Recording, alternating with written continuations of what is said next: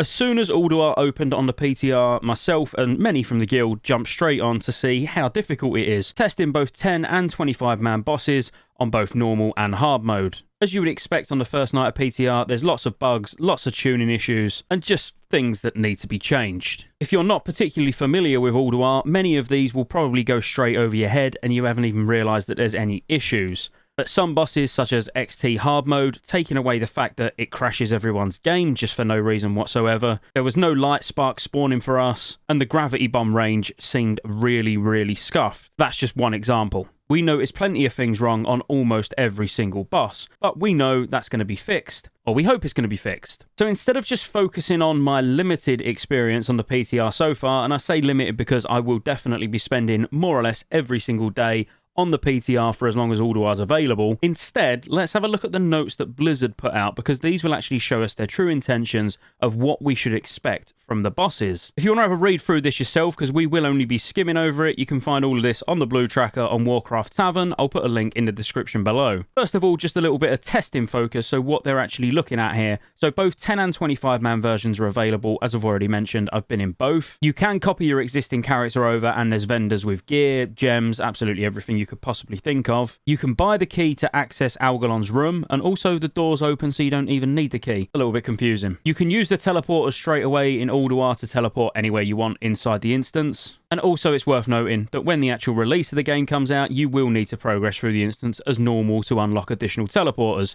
as you would expect. So we won't bother looking at the known issues purely because we know these things are going to get fixed. Instead, let's focus on the actual changes that they've put in place so we can get an idea on how difficult these bosses will be once they're actually working as intended, which, as I say, on the PTR at the moment, they're absolutely not. So first of all, if you want to try and get the Realm's First Death's Demise achievement, you do need to kill all the Keepers and the hardest version of Assembly of Iron in the same lockout as you killed Yogg as well, to qualify for this achievement. So in the developers' notes, they have said that this is a change from 2009. The reason they've done this is because instead of going for either Realm First Algalon or you go for Realm First Yogg, the requirements are all the same. So if they add Iron Council and the Keepers, that's what's needed to be able to summon Algalon. And if they keep that exactly the same, then when you kill Yogg, you've already killed those in the same lockout. So it's pretty fair across the board. They've also said that it does make it a little bit more difficult then, but actually, don't think we're going to have too many problems in Ulduar. But we'll see. So what have they done on a boss-by-boss basis? We'll only focus on the important things. So Flame Leviathan, which is the first boss, which is a vehicle boss. Other than the towers having their health increased, you can no longer grab Pyrite as a salvage chopper. So this is the motorbike, when instead of having a passenger in the motorbike, you could have a little Pyrite next to you.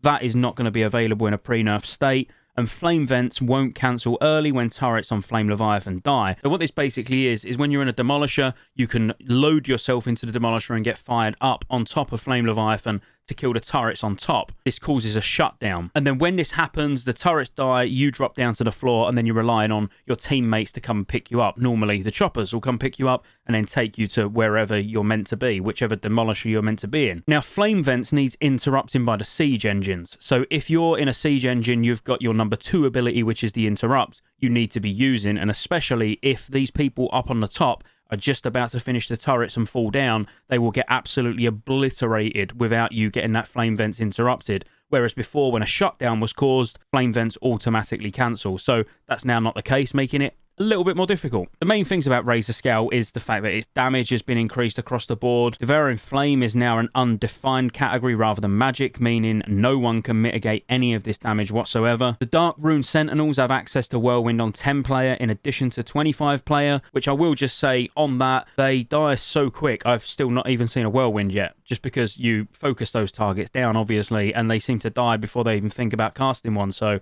that might be kind of irrelevant. Razor Scale will cast Flame Buffet during phase 2, and the Berserk timer is 10 minutes down from 15. This basically means you have to kill the boss within, say, 2 ground phases. So when you've got turrets at the back on Razor Scale, once you've actually pulled the boss down to the floor, you normally, when it's on a 10-minute enrage timer, you only really get 2 chances. If you need to pull it down to the ground for a 3rd time, you're probably talking, you're getting a bit close to the enrage timer now. Ignis has had his slag pot damage increased, and the boss damage is increased across the board, and the strength of the creator's damage mod is reduced from 20 to 15%.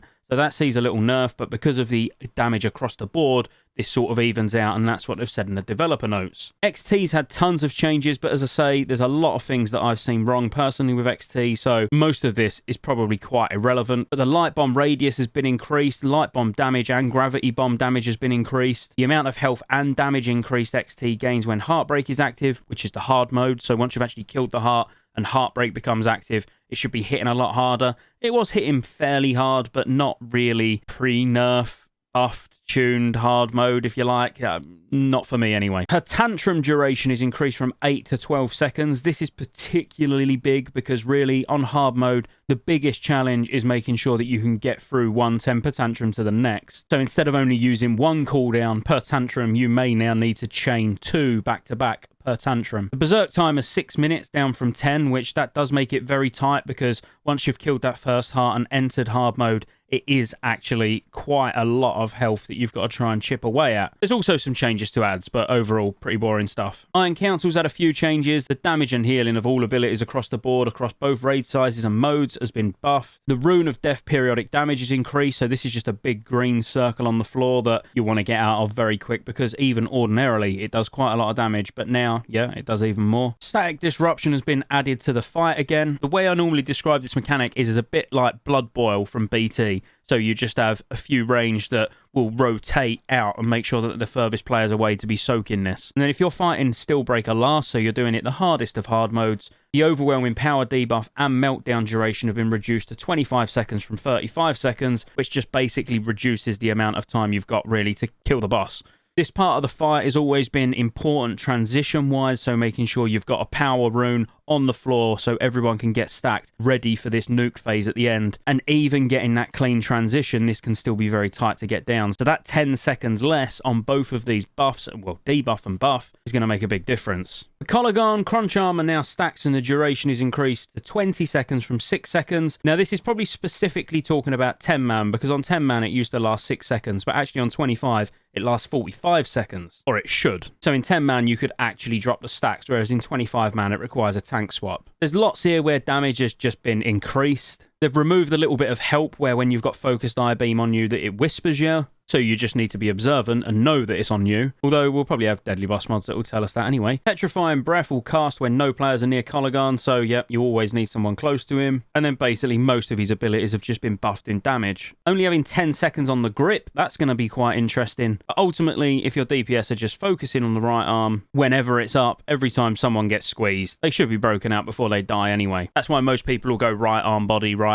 and pretty much just ignore the left arm. Ori is quite a boring one. Basically, just her ads have been buffed, she's been buffed, it's just extra damage. The Terrifying Screech fear duration's been increased from 3 to 5 seconds, but should really be using Tremor Totems. A big one for Hodir hard mode, so if you see Shattered Chest and you're not quite sure what it is, this basically is what activates hard mode, so you've now only got 120 seconds, so 2 minutes, to be able to get Hodir down, which will be classed as hard mode. If you take any longer than that, it'll just be normal mode. You used to get 3 minutes, so in a post-nerf state, you had 3 minutes, pre-nerf, you had 2 minutes, so a very, very, very tight hard mode. They've also made sure that there's no variability on getting the buff. So the Toasty Fire buff, for example, it used to have an initial cast delay of 10 to 15 seconds. So if it took 14 seconds, you might want to wipe and then do it again so you get an attempt where you get it bang on the 10th second. They've changed it so you'll always get it on the 10th second, making it very predictable, making for much better progress attempts. As to Thorim, there's been lots of buffs pretty much across the board here. One of the key ones is Aura of Celerity. So no longer buffs the MCing priest's entire raid, it now only buffs the party of the MCing priest. So this is a bit like a Bloodlust. It's 20%, I believe, off the top of my head. With the amount of engineers we've got, that shouldn't really be an issue. I'd imagine you're going to have 1 to 2 engineers almost in every group, so you could just use Mind Amplification Disc on this fight in particular and get it across the raid anyway. They have buffed the radius though from 30 to 40 yards, which is nice. Chain Lightning can now chain up to 99 targets, up from 8, so you definitely don't want to be stacked at all for this fight. There's been some change to one of his main abilities, which is Unbalancing Strike, where the initial cast delay is reduced from 15 seconds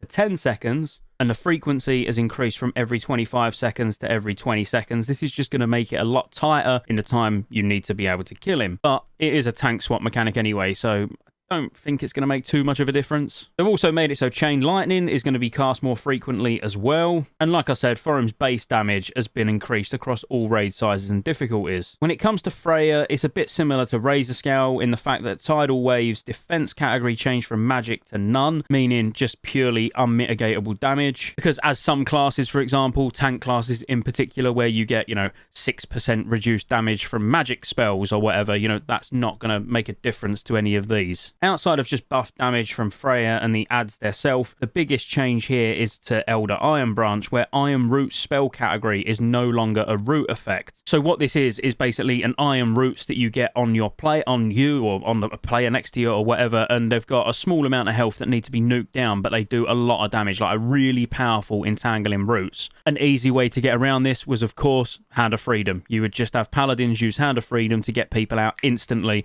and they'd take no damage. Because this ain't a root, you can't do that anymore, so you have to focus them down. That will make the fight a little bit more interesting, gotta admit. When it comes to our friend Mimiron, it really is just a lot of health and damage increase across the board. Again, removing things like Icy Turret's defense category from magic to none, making it very difficult to mitigate. Making rocket strikes come in a lot quicker because the speeds increase from 7 yards a second, 10 yards a second. And then on 25 players specifically, a few abilities having their damage increased as well. General Vezax has not really seen much change, to be fair, other than the fact that the boss and add damage and health increased across the board on all raid sizes and difficulties, and the recast delay of Shadow Crash has changed from a range of 10 to 15 seconds to a flat 10 seconds on 10 man and a flat 7 seconds on 25 man. Actually, arguably, even though there's now going to be more movement and a bit more managing to do, at least it's predictable. You know exactly when it's coming in every time. So bit of a buff, bit of a nerf. Yogg has also had quite a few changes, mainly being his health increased on 25 man,